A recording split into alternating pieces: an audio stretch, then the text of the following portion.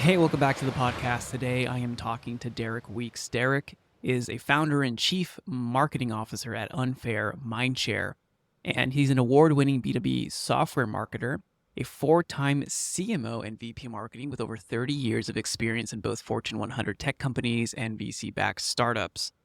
Derek is an Amazon bestseller and the author of Unfair Mindshare, a CMO's guide to community-led marketing in a product-led world. Jarek joins us from Maryland, where you can find him rooting for the Ravens, smoking meat, and driving his kids to football and ballet practice. And he's on a mission to help companies punch above their weight in crowded markets. Derek, welcome to the pod. Raul, it is good to be here. I'm excited, man. I'm excited. One of the key things that I love about your book is the title. Because the title it says everything about the premise. And I kind of we'll dive into the premise, we'll dive into like the tactics, but I love the fact, unfair mindshare. Video.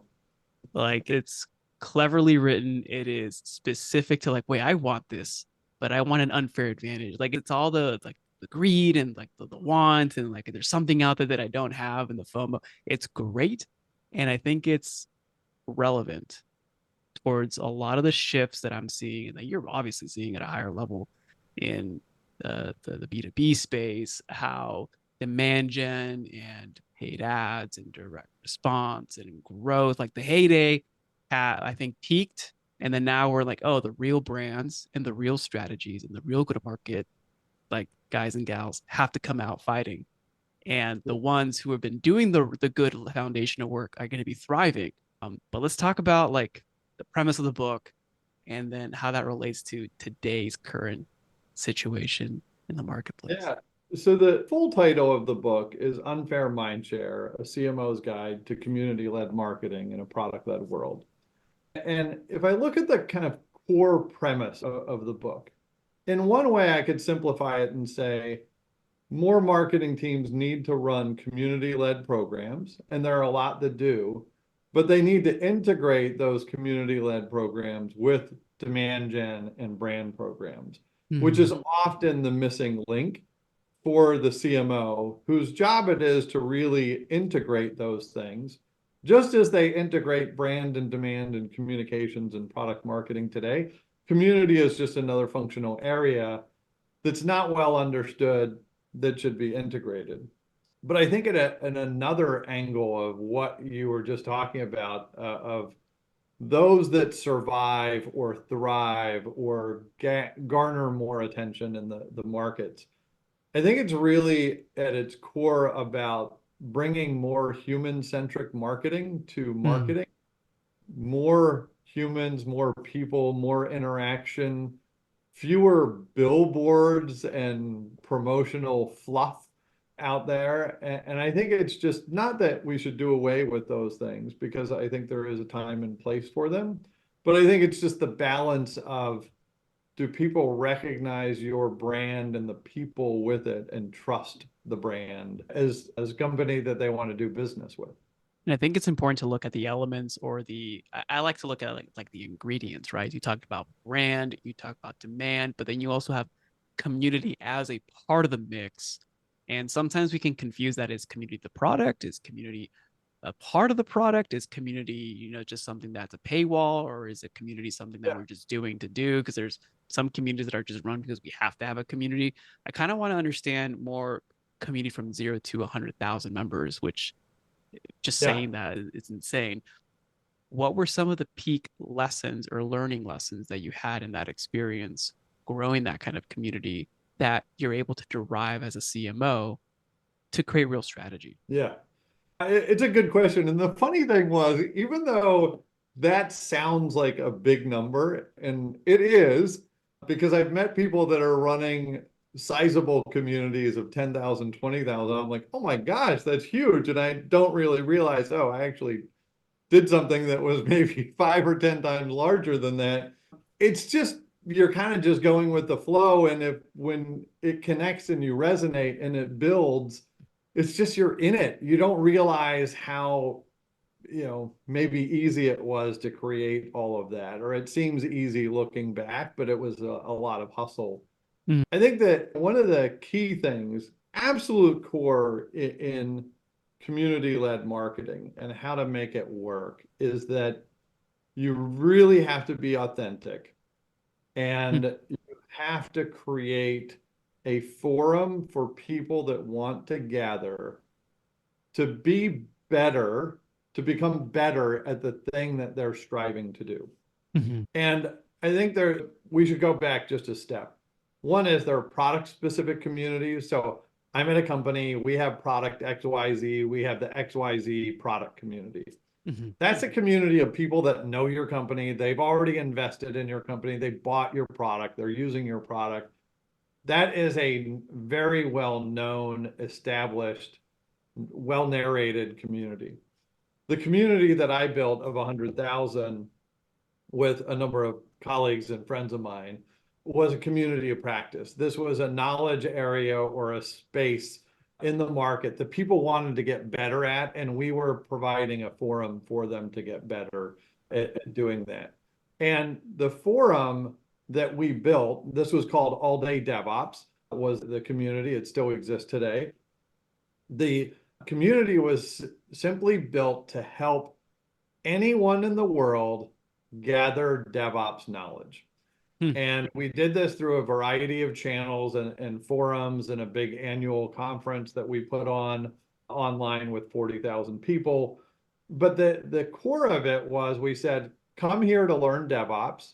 There are absolutely no vendor pitches. We don't allow them. Hmm. And this knowledge is free to get. So it was open and accessible from day one. It was knowledge based. There was no one pitching products within that community, unless it was just a peer-to-peer of I'm a practitioner using this tool. I think it's cool. Other practitioners should use it and ask me questions about my experience. That kind of more authentic transaction in it. I think there are a lot of lessons that came out of this other than just be authentic. Mm-hmm. And don't fill the world with vendor pitches because not a lot of people want to hear vendor pitches all day. Yeah. But I think that the key thing that a lot of people don't really get is when you build a community of 100,000 people, and you don't have to market directly to this community. As a marketer, you learn a ton about the market, Mm-hmm. right? What are 100,000 people doing? Where do they live? Where do they work? What are they interested in?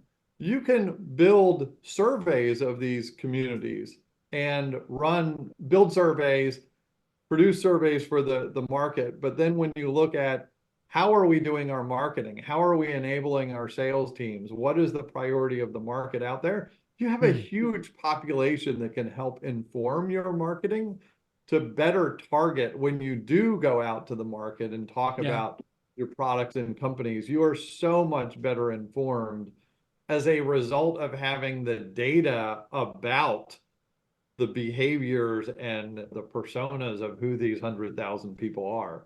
And I think some people miss that in terms of the investment, because if I told you, if you were the CEO and I'm the CMO and I said, by the way, I'm going to invest maybe 5% of our annual operating budget in this community thing, but we're not going to talk about ourselves and we're not going to talk about our product. A lot of that conversation would be like, wait, you're the head of marketing and I hired you to talk about our product and our company. And you're telling me you're going to invest time in not doing that? And that's going to have a big payoff? Tell me more, because I really don't understand.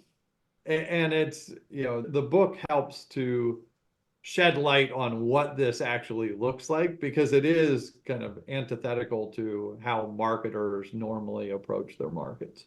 But you're also getting the qualitative around the demographic. And I think you're alluding to your initial point, a more human-based marketing. And even I would suggest that you're leading more with generosity and giving people what they want. And that creates the word of mouth, the brand power, and then probably more organic and referrals. Like, did you see those kinds of numbers spike up through community? Absolutely. And there's a quote that I heard ages ago from Laura Fitton, who used to work at HubSpot, who said, helpful is the new viral. That, if you think about that from a kind of community of practice perspective, what we were doing, we were being helpful in providing a forum for people to gather, building content.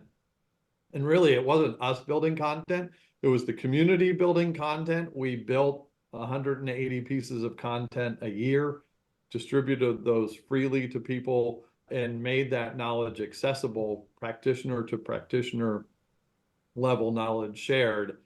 And that really, when people saw that we were doing that, they really felt and believed and knew we were more trustworthy as a company to do business with.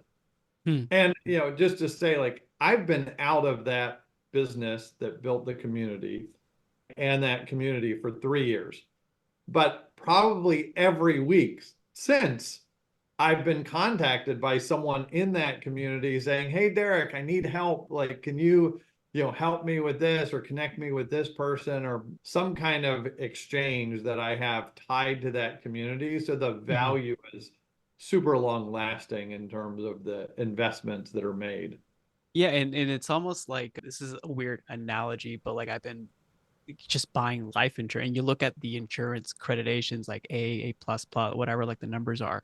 And this is a weird analogy, but like with the community, you have like the highest rating, does it like of your business? Because it's not just the brand score, it's not the trust pilots, it's not the reviews, but it's also how did you show up and how are you proving to me that like you actually care for me, not just want to transact. And then from there, once I'm a customer, you're going to kick me off the rear end. And like there's something more there when you build a community where it empowers the brand value, but it also creates differentiation. How did you?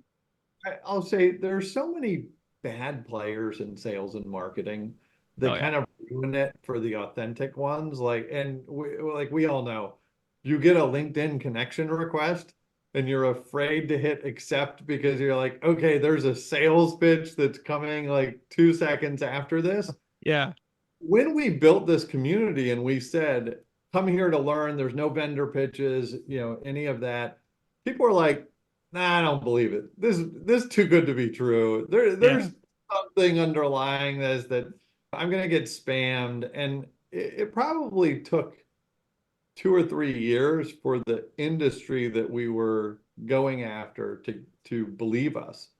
I Oh, mean, we hosted an annual conference. The first one, 13,000 people showed up to the next one. 33,000 people showed up to the second one. And still within that, people were like, I don't know if I want to go. There's something like, it's too good to be true, right? which is But you have ridiculous, to, right? We've been conditioned. That's the thing. The market's already been jaded. There's everyone's learning all these tools and are able to, like you mentioned, they can't hold off from like making a sales pitch to actually introducing themselves. And yeah, we've been conditioned to be on the defensive. And I think it does make sense to invest a certain amount of your budget and allocate to trust building. That's essentially this is trust building at scale, but it's more than that too. Like I want to dive into the your framework around the book. Like you have a three orbit, I love that word, three orbit framework. And you kind of dive into how to leverage community strategically, but also, I mean, this is an investment. This is a long-term game. You're really looking to go into the market, but how do you create differentiation? If like one of the things that I've heard, and I forgot which quote who said this, but when you're looking at working with teams or vendors or suppliers or products, like when you look at their value statements, like, oh, we have the highest ethical, like whatever, like of course you do. I'm not going to work with someone who says I'm super diabolical and very untrustworthy. Like you're not going to work with that company. No one's going to say that. Everyone's going to say the same thing that like I'm trustworthy, you care about customers first, whatever.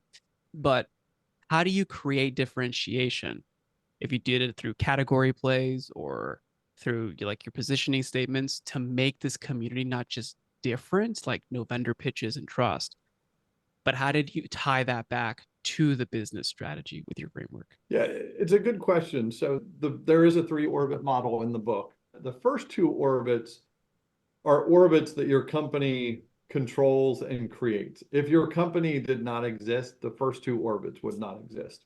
Hmm. They're the product orbit, talking about your product specifically, and then your brand orbit, which might be talking about a portfolio of products or your company altogether. You fully control those orbits and that narrative. Hmm. And those are tightly integrated within any marketing plays that you have.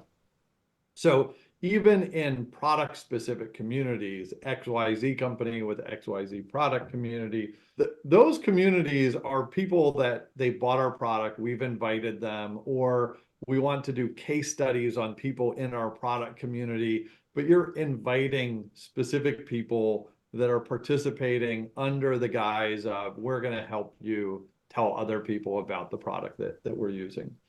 The third orbit is the community of practice, and that is the community that is in a market space that you're in as a company.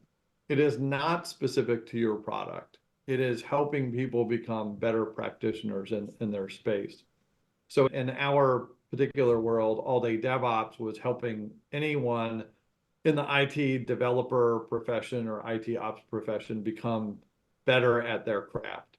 Mhm. There's a similar community in marketing that Sixth Sense and Heinz Marketing have put together a number of years ago called CMO Coffee Talk. And it's a community of practice that is simply helping CMOs become better at their craft. And that's something that I've participated in for years, and it runs in a similar kind of way to All Day DevOps. I think it's best to talk about kind of how to connect and integrate these. If you think Mhm. about an integrated marketing program through an example or two. So if we look at the annual conference that we ran for All Day DevOps, each year, once a year, we hosted a conference that was online and free. It ran 24 hours. There were 5 tracks and 180 speakers as part of that. Wow. That were just sharing knowledge on the topic. Each one of those sessions was a piece of, effectively a piece of content that was created to share knowledge. It was video based. They immediately were available on the internet on demand. Mhm. So it's content that was available. There was a Slack communication forum where anyone attending the conference or speaking at the conference could meet and exchange information with one another in this kind of free-formed environment. Now, out of those 180 pieces of video content, we created 100 blogs covering the topics in various sessions from the conference. Those blogs then help further educate the community. We then at some point took, say, 50 or 75 of those blogs and put them together in a book and Mm. made the book available to the community as more knowledge sharing. Now, as a company, we would go to a DevOps industry trade show and we would have our booth just like everyone else, but we would give away the books from this community effort at the conference. Just a book, paperback book cost about $4 or $5 to produce. It cost about the same as other swag that you would share and distribute at an event. But we would have various people from around the community that had participated in the community conference and were highlighted in one of the chapters in the book come and sign the books at our booth. We might have 4 or 5 people at the Nice. booth signing books, giving them away. Now, as part of that, that's the moment when community was intersecting with brand or the company to say, hey, we're being helpful here. And by the way, now that you're here, let me tell you what our company does or expose you to that as a way that was more generous. So this could be a year, 6 months after you actually interacted with the free no vendor pitch kind of thing, but in a forum that collecting leads was more acceptable as they are in trade shows. We leverage that kind of community content as a way to Mm. help generate leads at a conference, right? So that's kind of one example of something that starts in the community realm, Mhm. but then ties into later a demand gen activity within our marketing team. And there are a number of different kind of example playbooks like that I've run at prior companies that show people kind of how to do this, how to start in orbit 3, but work your way down into orbit 2 in a way that actually helps you generate leads and revenue for your business. It's pretty intelligent to be able to leverage it, those components that start within the community, because it's you already know it's what the people want. And you're just coming from a But different place and it's more it relevant. totally resonates if it's Yeah. like, hey, here's a book of knowledge about how to be better a better podcaster or a better marketer or a better barbecue chef or a better DevOps professional.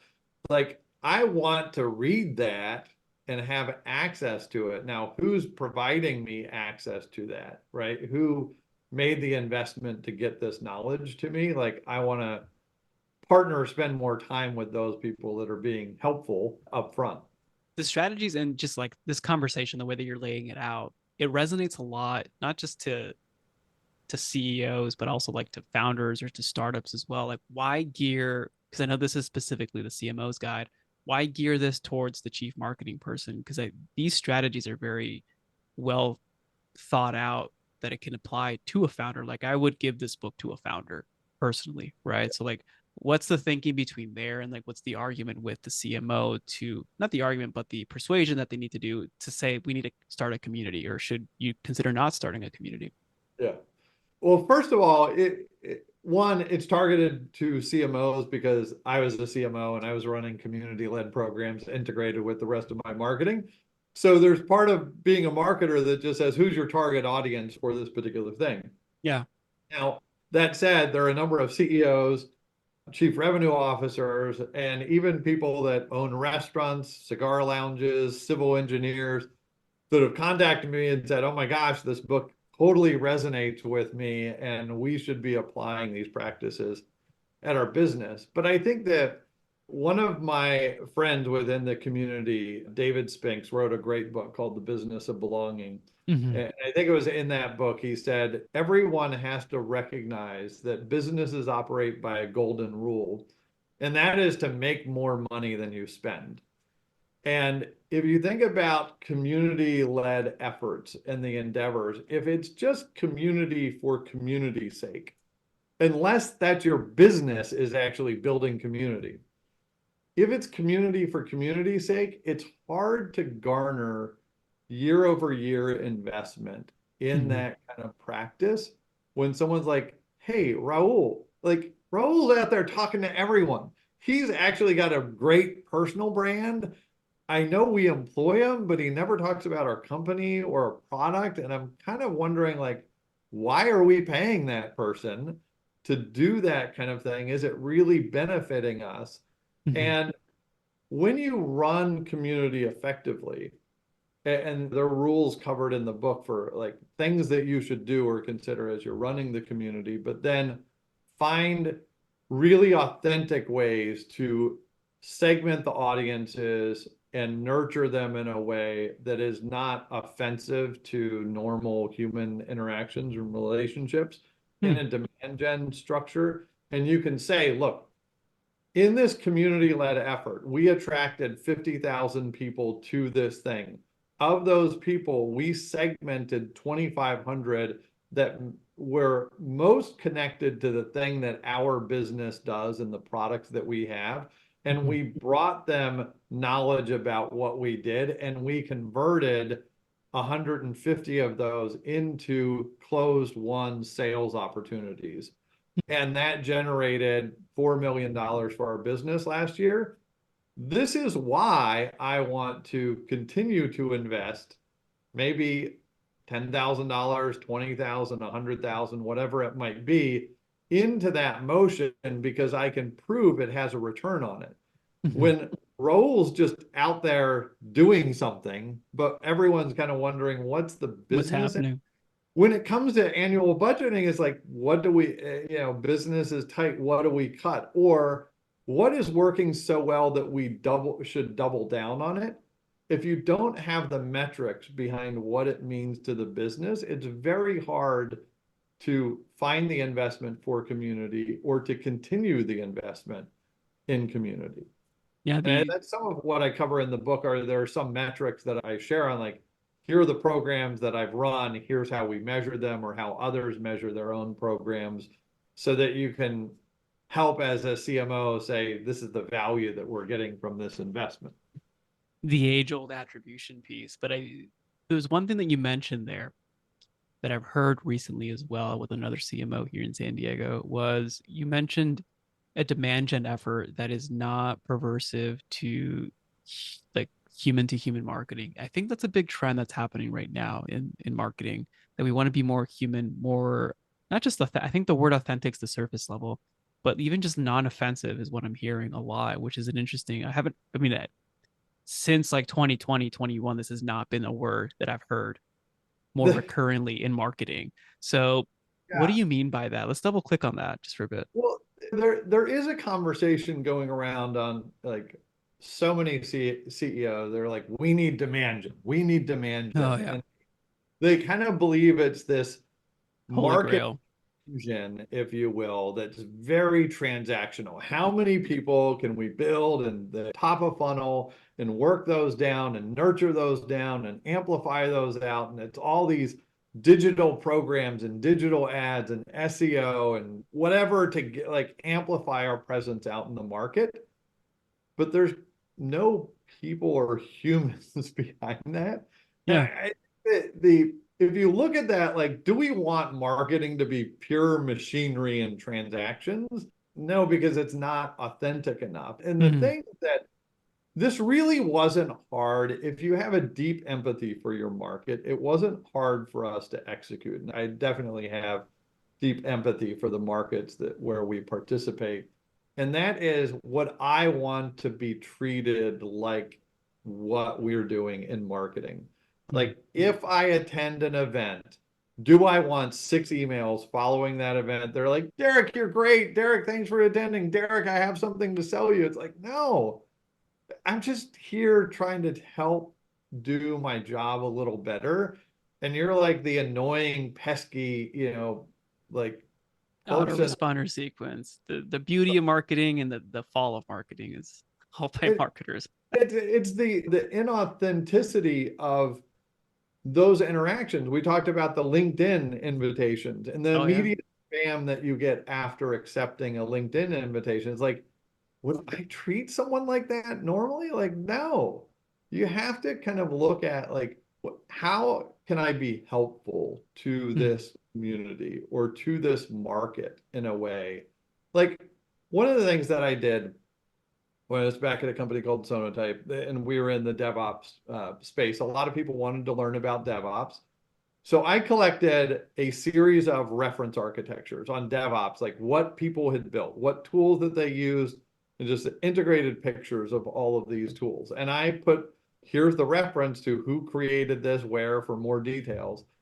And I put that out there as just like, hey, I took information that was available, consolidated it into one space, shared it out with people. That has like over 250,000 views of that reference architecture deck. And was it something that was like, hey, here's my company and buy our products? No, No, it it's was, just hey, generosity. let me be helpful to people that are looking for knowledge. And then if you do that, people are more likely to engage like, oh my gosh, Derek or anyone on Derek's team was very helpful to me and authentic. And maybe like even things that I do to talk about being more human, like getting on LinkedIn and doing videos, like the videos of yourself, like just, hey, I'm here. This is what I'm doing. Can I tell you something about what's happening in the market or what I'm doing? Those kind of things resonate a lot more than like the billboards that you see on LinkedIn or Mhm. Facebook going by. It's like, it's just a brand that just wants to be in my space. But I'm actually interested in hearing from people like Derek because they're sharing helpful information out there. And I think it's that human side of the brand that a lot of people miss. And it's not actually that hard to do, Yeah. right? Just to get on and say like, hey, there's some really cool news in cybersecurity today. Let me tell you about it. Here's the news. And then people are like, wow, thanks, Derek, right? You don't have to be promotional 100% of the time. Yeah, and I think I mean, I came from the direct response world, so everything was automated. There's a lot of heavy marketing, but then even when I launched Twitch, but like the one of the books, like I turned off the email autoresponder. Like when you buy it, you get the thing, and that's all you get. Like I stopped with the emails autoresponders. I stopped the spam. Like I just didn't feel like it was me. So there's an element to that. I kind of want to play like a simple like thought experiment with you of Yeah. what communities look like. Because right now you're describing a community that's very structured, like either in Slack or whatever platform you're using, and you have people in there, they have an onboarding. What are some unique examples of communities that are communities, but they don't look like your traditional community, like in today's market? There's one in particular that I'm in that I don't think there's a company behind this, although I'm sure they sit and observe the community all the time. So I'm a big barbecue guy. Yeah. I have a smoker out in my backyard. Oof. It's a Yoder brand smoker. Nice. They're made in Kansas. They're really awesome smokers if anyone's looking into that kind of thing. But there's a Facebook group, and this Facebook group has, I don't know, a couple thousand members in it. And those members are in there saying like, hey, here's what I made some ribs. I made some pulled pork. I made some tri-tip, whatever they're smoking. But there are also people on there saying like, oh, like I have smoke coming out of this one side of the smoker. This doesn't look normal. Or like, how do you actually clean your smoker? Like, do you guys have shop vacs or whatever there is? Or hey, here's my smoker that I built into my outdoor kitchen and I want to share like Nice. pictures of it. And then people are like, hey, can you share the designs of that outdoor kitchen? And then someone's like, oh, I saw there's a smoker for sale in New Jersey. If you're in that area, or there's a deal on pellets for your smoker, what have you. And it's just this community around this product that's its community, its culture, its interaction, it's helpful. And there are also people in here where they're like, this thing happened to my smoker that seems abnormal. And people in the community are like, you should contact Yoder customer support. They are excellent, super responsive. And then you see like, oh, I called them and like the next day I had the replacement part that I needed or something like that. And Wow. this thing is like such a vibrant community of sharing, helpful, no product pitching. Like every once in a while, someone comes in and they're like, I invented a new barbecue tool and like it's Oh now for yeah. for $30 and the community is like not Get out here of here. Yeah. now and like get out. So it's this authentic interaction of groups that if Yoder came in as a business and started marketing and promoting, like, we've got a sale on our smokers this month, it would really ruin it. And it's almost better that the community actually operates separate of that company. Hmm. But the brand loyalty in this group is only amplified for the people in this group. They buy one again if they ever had to buy one, or they buy a second one, or they recommend it to friends that come in. So that I observe that from, and it's really a B2C community in that regard, but I observe what happens there and I try and think like, could I actually replicate this in a B2B type environment? It's an interesting. No, it's fascinating because I also see community not just like in closed groups like that where it's fan based and it's very. I mean, they're very loyalists. It's like a good word to use. I'm also seeing a lot of communities just sprout out like with the social media, like around a person, around a thing. It's just like the value that's being contributed, and then the comments produces the next video, and then like whatever the audience wants or demands or seeks out the most, the creator or the brand or the personality creates more of that to give what they want. And again, obviously there's some product pitches here and there, like there's drops, but it's less about here's what I want you to do, more about like here are some of the things that you can do and some options for you. And I think that's another way, like a surface level community where it's not behind some closed like chat room or like a Discord or a Facebook. Yeah. That practice sounds so simple, and yet it's difficult for companies to implement. If I think about what we did with All Day DevOps, we created we created a forum for 180 people to contribute their content to our community. We asked people, what do you want to hear about? And they Mm-hmm. submitted papers to the conference to say, this is what we want to talk about and share with everyone else. That's not a vendor specific pitch.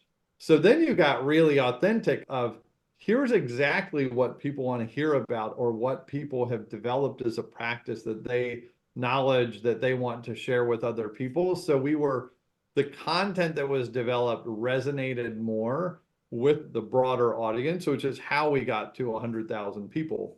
Now, on the other hand, if we ran this as it's our conference, we're controlling the narrative, we want people to talk about our products, or we want a track in the conference very specific to our nuanced element of the market. So you have 4 kind of free flowing tracks of any information, but then you have a product pitch kind of track.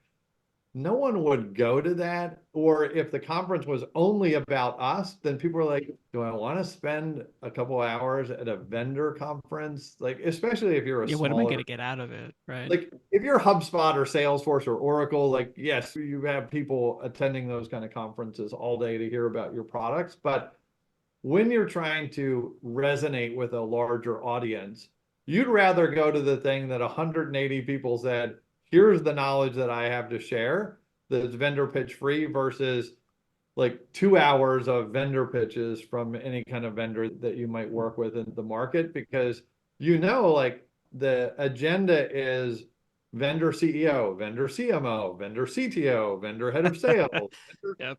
sales engineer, vendors, customer, like select customer. You're like, I'm going to be pitched the whole time in this experience, versus the someone's going to be helpful and provide insight to me in the other kind of thing. And again, like if I could get you as a marketer or as a company, if I could get you 2,000 people around your product company specific couple hours of pitching, or I could get you 50,000 people around a community of things, what audience or what data set or what reach would be more important to you? Like, which Mm. would you rather have, right? And I think there's a balance of you want both, but if you look at the value of the data and the connections and the reach behind that larger community, there's so much more that you can do with it. It's who's helped me the most. And I think you're right. The simple principles of marketing is value creation, and the market votes by their attention. And the key Yeah. thing is like, how am I being more helpful? How are you like, I do an audit once a year, once a quarter on my podcast. Like, who's helped me the most? Why should I continue to listen to this podcast or not this podcast? Like, who did I actually take action from, et cetera, et cetera. But it's even more simple than that. And I think there is you mentioned like the fear of like, well, I mean, I kind of want to pitch because I know that leads to at least a conversion, versus like, I don't know if this is going to work, or the payoff might take too long, or I'm not patient enough, or I can't see the tracking across different platforms, and word of mouth really isn't something on my CMO's plan. Like how like that's Here's the thing that, and I want to be very clear about this. If you approach a market as Raul and you have 5 touches of the market, and the first 4 are helpful, and the 5th is a pitch, right? I'm more likely to listen to your 5th pitch versus if Derek goes to the market and I have 5 touches and all 5 are pitches, you're less likely. So it's not don't pitch. This is a bad oh thing. yeah, Like, yeah. I'm a marketer, right? I want sales for my company. The more sales we have, the more budget we have to do marketing. But if you start off in that immediate pitch, you're seen as less trustworthy, less authentic, less helpful, unless I've come to you and said, I absolutely like, I heard from the market, you guys have the coolest product. I want a demo. Contact me right now. Like, let's get on the phone with sales. But in these kind of engagements, it's the balance of how do you balance being helpful and being able to deliver a pitch at some point versus pitch. Pitching is the only approach that we have to market. Yeah, no, marketing has to produce revenue. That's like bottom line. No, Yeah. no questions Yeah. added. So that's the key. But I think it's yeah, like you mentioned, the approach, because you could also condition your market just to get information, and then oh, there's a pitch, like get out of here. You never trained us on that, or like you're selling out, or like we don't want you in this community. That could Look at happen too. HubSpot. Like HubSpot and their content, like they have been helpful to the marketing community for years and years and years, producing lots of great, awesome content. And because of that, they have a more trusted following from that. HubSpot didn't go out to be like pitch. They were just like, how do we help marketers become better marketers? Yep. Right. And because they helped all of us become better marketers, we're more receptive to hearing from them when they have something new to share. Right. Absolutely.